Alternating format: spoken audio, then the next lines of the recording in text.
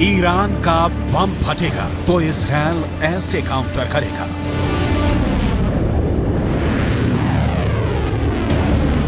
Israel को यकीन हो गया है कि ईरान ने एटम बम बना लिया है।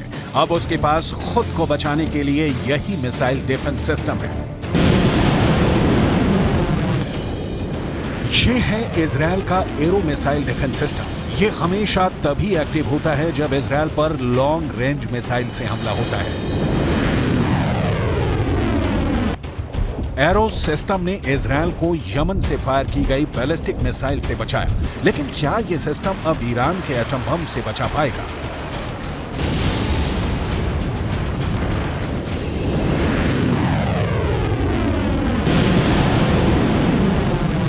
क्योंकि ईरान को लेकर खबर बहुत खतरनाक है और इसका सबसे बड़ा खतरा इजरायल को सता रहा है।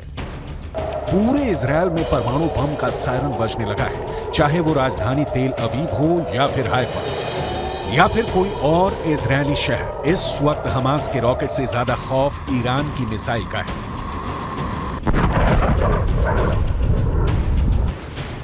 क्योंकि अब उसमें परमाणु बम भी फिट हो सकता है। अमेरिका दावा कर रहा है कि ईरान के पास अब इजरायल तक पहुंचने वाली मिसाइल भी है और उसमें लगाने के लिए एटम बम।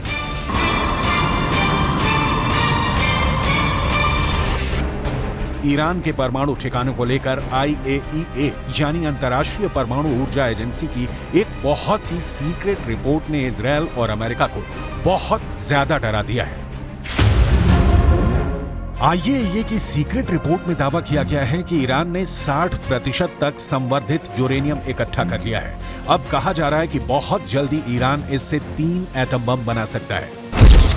ईरान का यूरेनियम का स्टॉक 6 किलो 700 ग्राम से बढ़कर 128 किलो तक पहुंच गया है। एक परमाणु बम बनाने के लिए यूरेनियम का 90% तक संवर्धन करना जरूरी है और दावा किया जा रहा है कि ईरान ने 60% तक संवर्धन कर लिया है।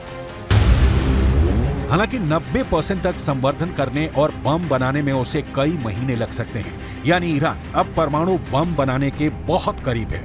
ऐसे दावे इजरायल और अमेरिका लगातार करते रहे हैं। इजरायल ने हमेशा कहा है कि वो ईरान को परमाणु बम नहीं बनाने देगा। अमेरिका भी ईरान के परमाणु कार्यक्रम को लेकर इजरायल की हां में हां मिलाता आया है। इस वक्त पूरा पश्चिम एशिया बहुत बड़े युद्ध के बीच सुलग रहा है।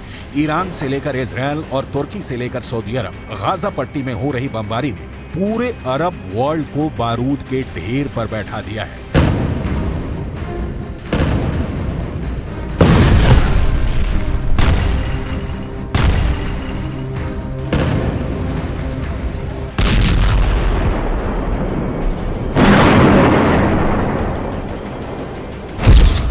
अब परमाणु बम को लेकर ईरान वाले खतरे ने इजरायल और अमेरिका का डर वाला मीटर रेड लेवल पर ले आया है। इस कांटे पर इतना प्रेशर है कि ये कभी भी वर्ल्ड वॉर बनकर टूट सकता है, क्योंकि ईरान कह चुका है कि उसके पास ऐसी मिसाइल है जो लॉन्च होने के 400 सेकंड के अंदर इजरायल पर जाकर तबाही मचा सकती है। ईरान अब हाइपरसोनिक मिसाइल तैयार कर चुका है। उसकी बैलिस्टिक मिसाइल को इजरायल आयरन डोम से नहीं गिरा सकता और ईरान का दावा है कि इजरायल हो या फिर अमेरिका का मिसाइल डिफेंस सिस्टम, उसकी मिसाइल के खिलाफ कोई दीवार काम नहीं करेगी। इस वक्त ईरान के परमाणु कार्यक्रम को लेकर जो खबरें हैं, उसे लेकर सबसे सीक्रेट परमाणु अड्डे पर सबकी नजरें हैं। अभी ईरान ने 6 स्पॉट पर न्यूक्लियर रिएक्टर लगाए हुए हैं, लेकिन इनमें से 2 अहम साइट है। पहली जगह है नतांज और दूसरी जगह है फोर्डो। यहाँ है अंडरग्राउंड न्यूक्लियर साइट, जहाँ ईरान सबसे ज्यादा गुणवत्ता के यूरेनियम संवर्धन करता है। ज्यादा बेहतर क्वालिटी यानी बम बनाने के लिए बेहतर यूरेनियम ईरान के परमाणु प्रोजेक्ट की प्रोग्रेस रिपोर्ट के तौर पर सैटेलाइट तस्वीरें भी जारी हो चुकी हैं। ये नातांज न्यूक्लियर साइट की 2002 की तस्वीर है। 2002 से 2020 तक इस साइट का ईरान ने बहुत विस्तार किया है। वहीं फोर्डो वाले न्यूक्लियर साइट की पहली सैटेलाइट तस्वीर 2009 में सामने आई थी। यहाँ भी 2002 से 2020 तक ईरान ने काफी काम आगे बढ़ाया है। दावा किया जाता है कि ईरान सबसे अधिक यहीं यूरेनियम संवर्धित कर रहा है। ईरान के पास अभी एटम बम नहीं है, ये बात तो पुख्ता तौर पर अमेरिका भी मानता है, लेकिन इजरायल के पास एटम बम है, इससे कोई इनकार नहीं करता। दावे के मुताबिक आज की तारीख में इजरायल के शांत रेगिस्तान में नेगेव परमाणु रिसर्च सेंटर है, जहां ताकतवर हथियार बनाने का काम किया जाता है। Stockholm international peace research institute के मुताबिक इजरायल के पास करीब 90 परमाणु बम हैं, जो पूरे पश्चिम एशिया को पिघली हुई रेत में तब्दील कर सकते हैं।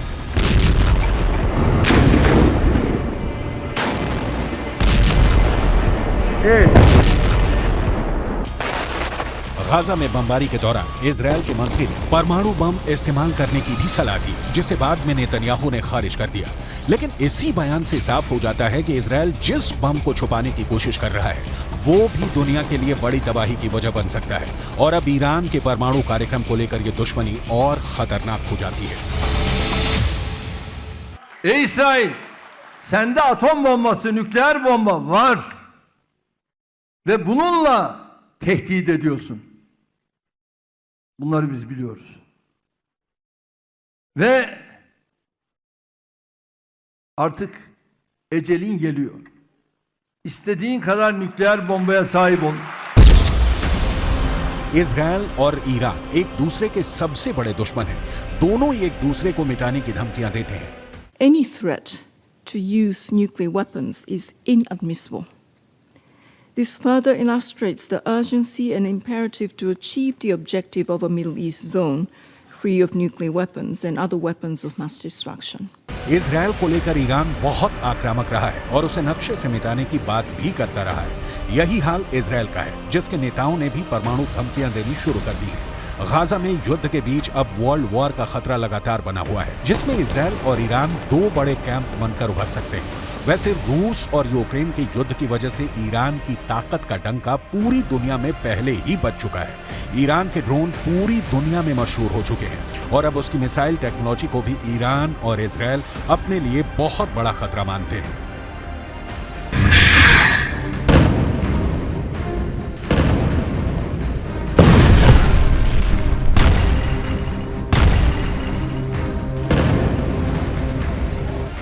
ईरान अब अपनी इसी ताकत को दिखाकर अमेरिका और इजरायल दोनों को चैलेंज कर रहा है।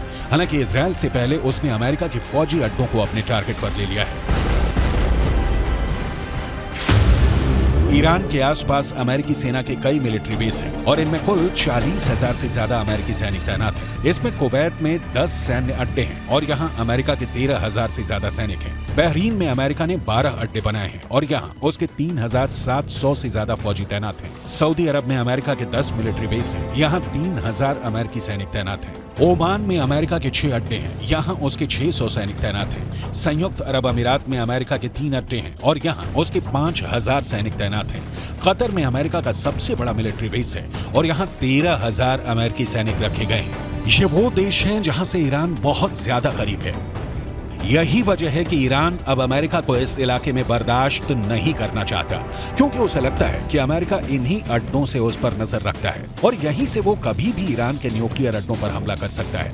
ऐसा इसलिए क्योंकि खाड़ी देशों में अमेरिका के जितने भी अड्डे हैं, वहां उसके बहुत ही खतरनाक हथियार तैनात रहते हैं। यहाँ अमेरिका का F-16 भी है, F-15 भी है, F-18 भी तैनात है और मौके मौके पर F-22 और F-35 जैसे स्टेल्थ फाइटर भी अमेरिका यहाँ तैनात करता रहता है। इसमें ईरान के लिए सबसे बड़ा खतरा है कतर का अल उदैद एयरबेस, जो पूरे पश्चिम एशिया में अमेरिका का सबसे बड़ा मिलिट्री बेस है। यहाँ अमेरिका के अलावा ब्रिटेन की रॉयल एयरफोर्स भी तैनात है। दोनों देशों के यहाँ करीब 150 फाइटर जेट और बाकी विमान और ड्रोन तैनात रहते हैं। यहीं से अमेरिका पूरे पश्चिम एशिया पर नजर रखता है। यही वजह है कि ईरान ने अब अमेरिका को वार्निंग देनी शुरू कर दी है और इस बार अमेरिका ईरान की धमकियों को हल्के में नहीं ले सकता। ईरान की फोर्स इस वक्त बहुत ज्यादा एक्टिव है।